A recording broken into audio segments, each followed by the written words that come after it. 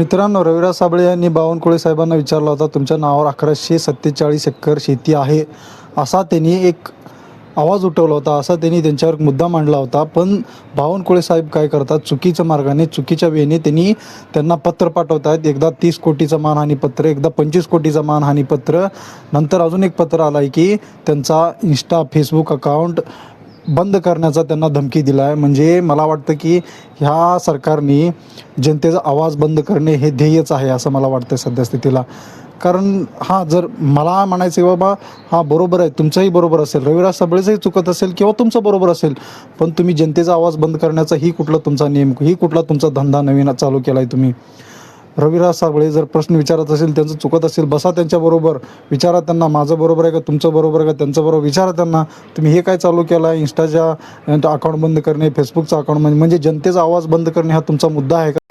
मला या गोष्टीवर एक विषय आठवतो. राज ठाकरे साहेबांनी एक भाषणामध्ये म्हटले होते की काँग्रेससुद्धा सत्तेत होता पण जनतेला घाबरून होता. हा जो सध्याचा सरकार आहे सत्तेतला, हा पण सत्तेत आहे पण जनतेला घाबरून नाही आहे. राज ठाकरे साहेब हे म्हणलेले शब्द मला आत्ता आठवत आहेत. हिने शब्द नक्कीच काटेकोरपणे हे सरकार पाळतं आहे. मला म्हणायचं की राजसाहेब ठाकरे यांनी हे शब्द कधीच त्यांना म्हणजे ह्या सरकारला कधीच ओळखलेत, म्हणून ह्या सरकारच्यापासून त्यांनी लांब सरकलेत, ह्या सरकारजवळ त्यांनी नाही आहेत. मला म्हणायचं की एखाद्या व्यक्तीचा आवाज बंद करणे म्हणजे ह्या जनतेचा आवाज बंद करणे. ह्या सरकारला वाटलं पाहिजे, कळलं पाहिजे, अक्कल आला पाहिजे, बाबांनो जनता शांत आहे पण जनता मूर्ख नाही आहे, एवढं